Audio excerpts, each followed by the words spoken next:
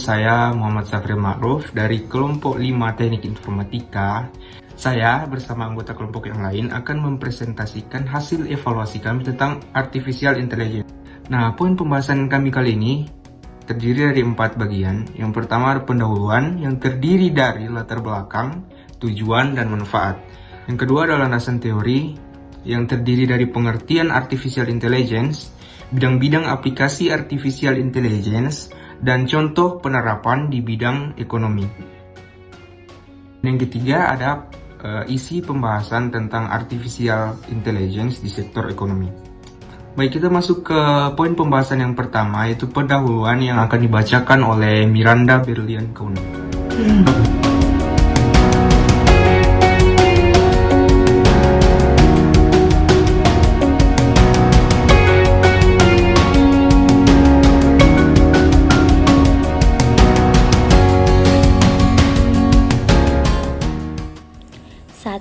Latar belakang.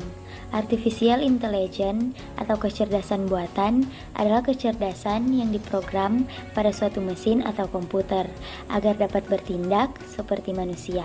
Contohnya, penggunaan AI pada bidang ekonomi dapat kita lihat dengan adanya penerapan software di sektor pendidikan, keuangan, perbankan, serta aplikasi transportasi online.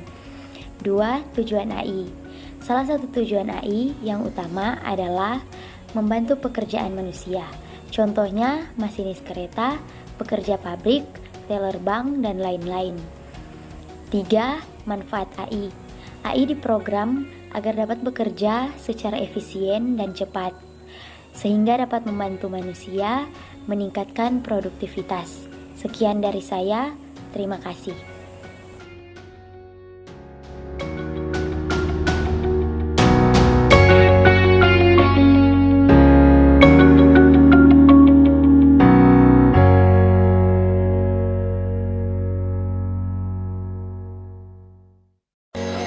Baik, bab 2, yang pertama ada pengertian Artificial Intelligence. Nah, Artificial Intelligence dapat diartikan sebagai kecerdasan buatan yang mana prosesnya adalah membuat dan mempersiapkan kecerdasan atau intelligence pada suatu mesin komputer. Nah, AI dibuat dengan tujuan melaksanakan perintah-perintah yang dibuat oleh manusia. Nah, terdapat pula pengertian AI dari berbagai sumber yang pada intinya menjelaskan bahwa AI adalah ilmu yang mempelajari tentang pemrograman kecerdasan terhadap suatu sistem.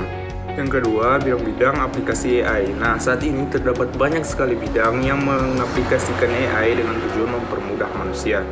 Contohnya, bidang ekonomi, kesehatan, pendidikan, dan masih banyak lagi. Yang ketiga, contoh penerapan teknologi AI di bidang ekonomi. Nah, AI telah banyak digunakan di berbagai sektor. Beberapa contohnya, yang pertama, sektor manufaktur, yang mana AI difungsikan untuk meningkatkan produktivitas, melakukan pemeriksaan produk, dan mengurangi polusi lingkungan. Terus. Yang kedua, sektor keuangan dan perbankan. Dalam dunia perbankan, dapat kita temukan pengaplikasian AI yang dapat kita lihat dengan adanya layanan internet banking dan mobile banking. Yang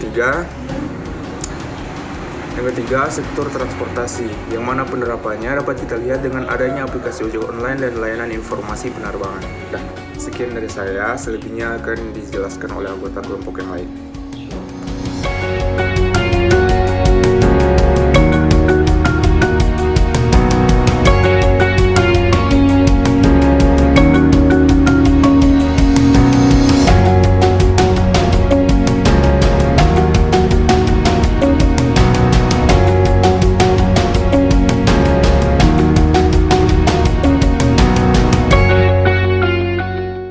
Bab 3, pembahasan Artificial Intelligence di sektor ekonomi. Teknologi Artificial Intelligence atau AI memiliki dampak yang besar bagi perekonomian. Hal ini dapat dilihat dari berbagai perusahaan yang membangun peluang pekerjaan dan bisnis baru.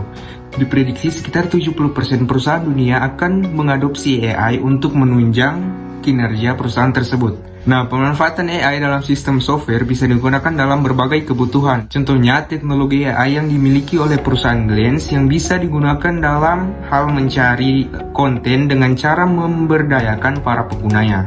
Menurut Piyush Shah sebagai co-founder Glance, ribuan konten kreator dan berbagai brand dapat menyalurkan bakat pembuatan konten mereka dan nantinya akan berdampak besar bagi sektor ekonomi.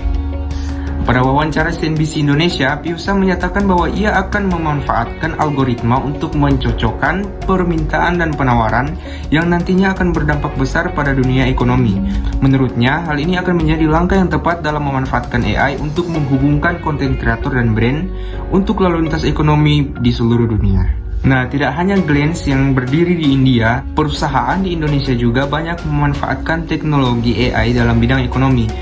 Hal tersebut dapat kita lihat dengan adanya aplikasi yang memanfaatkan sistem AI dari Indonesia seperti e-commerce bernama Tokopedia, Gojek, dan Bukalapak, dan sebagainya. Nah, dari rangkuman materi tersebut ada beberapa kesimpulan yang kita dapatkan. Nah, kesimpulan tersebut akan dibacakan oleh Tata Afifah Puspita Sari Jambak.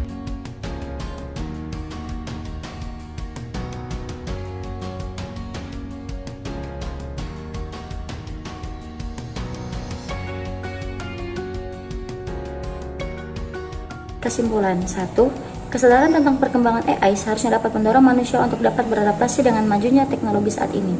Langkah terbaik ialah dengan meningkatkan kualitas sumber daya manusia (SDM), terutama individu masing-masing, sebab teknologi AI tak semata-mata mengacu pada dunia hiburan, akan tetapi juga mempengaruhi dunia kerja. Teknologi AI yang harus berkembang dengan tujuan memudahkan pekerjaan manusia pada saat yang sama mengancam kehilangan profesi yang dipimpin oleh robotik dan artificial intelligence. 2. Berdasarkan kalkulasi tahun 2014, terdapat sekitar 20 juta pekerjaan manufaktur dapat digantikan oleh robot pada tahun 2035. 3. Oleh karena itu, sebagai manusia yang hidup di era teknologi, hendaknya memiliki sikap adaptivitas terhadap teknologi pula.